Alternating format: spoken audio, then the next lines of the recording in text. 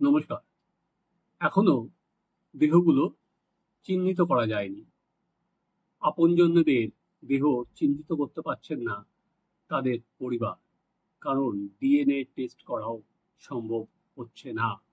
লন্ডনগামী বিহারে যে বিমান, তার যে অভিশপ্ত যাত্রীরা ছিলেন, দেহগুলো এতটাই পুড়ে গেছে, পুড়ে তালগোল পাকিয়ে গেছে এবং সেগুলো এখনো হসপিটালে পড়ে আছে।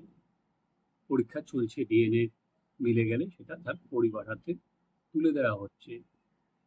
ইন্ডিয়ান এয়ারলাইন্সের 171 ড্রিম লাইনার বিমানের যাত্রীরা, তাদের পরিবার এখনো কিন্তু তাদের নিকটজনের মৃতদেহ খুঁজে বাড়িতে নিয়ে গিয়ে তার শেষকৃত্য করার জন্য হসপিটালে ঘোরাঘুরি করছেন। আজ আমরা এমন একটা খবর আপনাদের সামনে তুলে ধরব যে একদিকে যখন এখনো মৃতদেহ শনাক্তই করা গেল না, হাহাকার, আজকে অন্যদিকে এই মৃতদেহ আর কি, মৃতদের পরিচয়, মৃতদেহ, সেটা নিয়ে অনেকে তাদের মতো করে ব্যবসা করতে নেমে গেছেন। তাদের মতো করে রিলস বানাচ্ছেন, এআই ব্যবহার করছেন, তাদের মতো করে ইউটিউবে দিচ্ছেন যাতে ভিউজটা বাড়ে। সত্যি মানুষের নীতি নৈতিকতা নাপতে নাপতে নাপতে নাপতে ঠিক কোথায় গিয়ে নামিয়ে নেমেছে তার কোনো ঠিক ঠিকানা নেই। আগে চলুন প্রথমে আপনাদের আমি একটা ভিডিও দেখাই, খুব শর্ট ভিডিও, আপনারা দেখুন।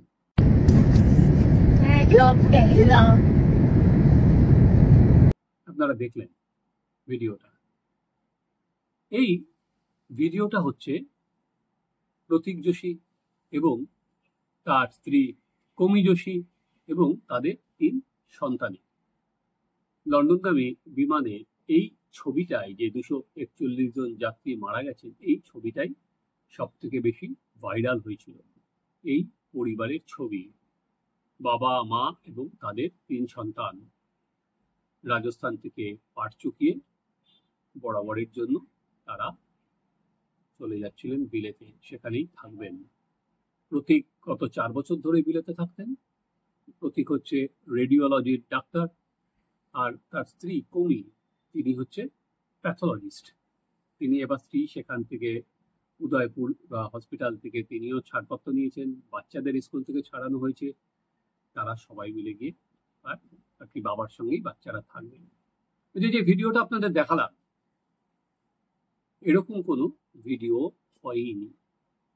এটা করা হয়েছে এআই এর মাধ্যমে, অর্থাৎ তারা হাসছে, হাসি, এটা তাদের যে স্টিলটা ভাইরাল হয়েছিল, সেটাই যোশী পরিবার, যোশী দম্পতি হয়তো প্লেনে ওঠার পর তাদের বাবা মাকে পাঠিয়েছিলেন প্লেনে ওঠার ছবি, কারণ প্লেনে ওঠার পর তারা ভিডিও কলে কথা বলেছেন।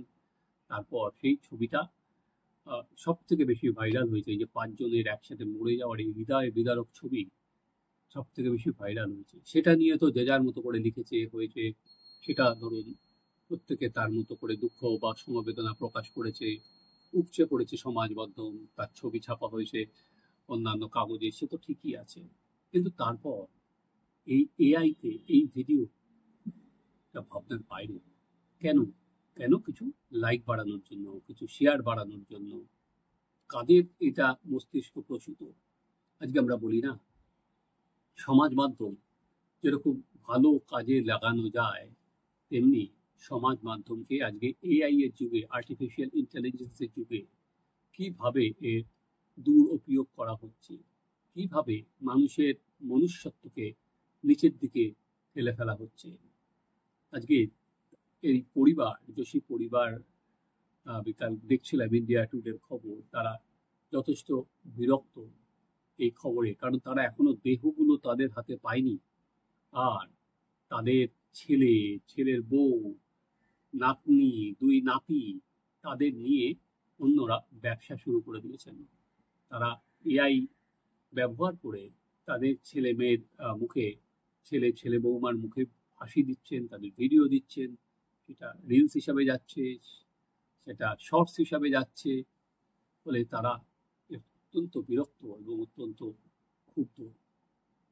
9 বছর ছিল, জানেন তো মেয়েটির বয়স, আর ছেলে দুজনের বয়স ছিল 4 বছর। এই 15ই আগস্ট তারা তাদের 5 বছর হতো। তার আগেই 15ই আগস্টের তো আমরা স্বাধীনতা দিবস, তার আগেই বাচ্চা দুটো স্বাধীন হয়ে গেল। এনডিটিভি একটি খবরে আমি দেখছিলাম যে সেখানে এই প্রতীকের বাবা ইন্টারভিউ দিচ্ছেন যে আগের দিন নাতিরা তার সাথেই ঘুমিয়েছিল এবং নাতিদের জন্য স্কুল ব্যাগ কিনে আনা হয়েছিল। সেই স্কুল ব্যাগ নিয়েই তারা সারাদিন তার দাদুর পাশে ঘুমিয়ে পড়েছেন। নতুন স্কুলে যাবে, ভর্তি হবে, এবং প্রতীকের বাবাও ঠিক করেছিল সেও এখানকার পাট চুকিয়ে, রাজস্থানের পাট চুকিয়ে সেও চলে যাবে, কারণ ছেলে বলেছিল যে তার সঙ্গে কাটাতে, বিলেতে গিয়ে একই সঙ্গে যেন তারা কাটাতে পারে। তখন ছেলেকে বলেছিল তোমরা গিয়ে সেটেল হও, ততক্ষণে আমি এখানকার কাজগুলো গুটিয়ে নিই।